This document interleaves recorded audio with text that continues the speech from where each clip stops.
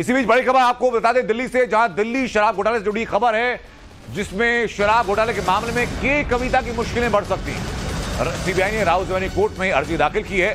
BRS नेता के कविता को पूछताछ करने के लिए अर्जी दाखिल की गई है। शराब घोटाले मामले में के कविता का बयान सीबीआई दर्ज करवाना जरूरी समझती है, इसके लिए पूछताछ करना है। और फिलहाल के कविता बता दें घोटाले मामले में जेल में बंद हैं और अब राउत रेवेन्यू कोर्ट में ये याचिका दाखिल की गई।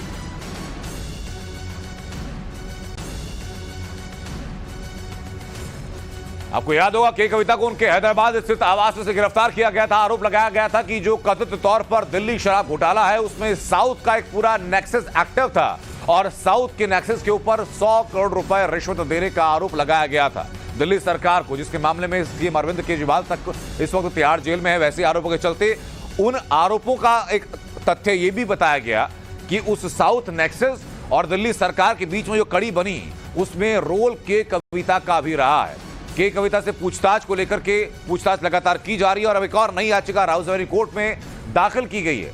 याचिका का आधार क्या है बता रहे हमारे सहयोगी गौरव बताइए जरा कि नई याचिका जो दायर की गई, इस याचिका में क्या कहा गया है?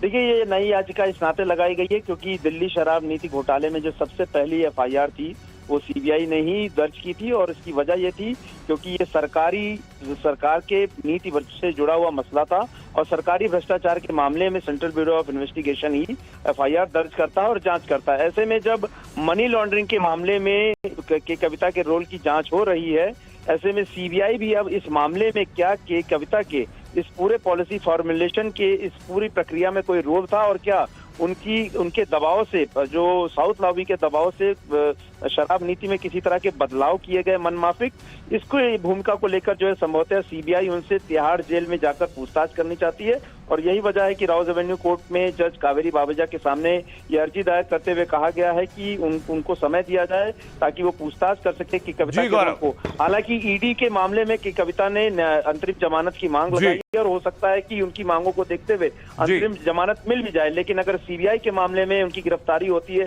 तो उन्हें दोबारा अंतरिम राहत लेने के लिए इस मामले में याचिका लगानी पड़ेगी। तो कुल मिलाकर कह सकते हैं कि कविता की मुश्किलें फिलहाल कम होती भी नहीं दिख रही हैं। बिल्कुल, बहुत शुक्रिया गौरव श्रीवास्तव का हमको जुड़ने के लिए और जानकारी देने के लिए। तो वहीं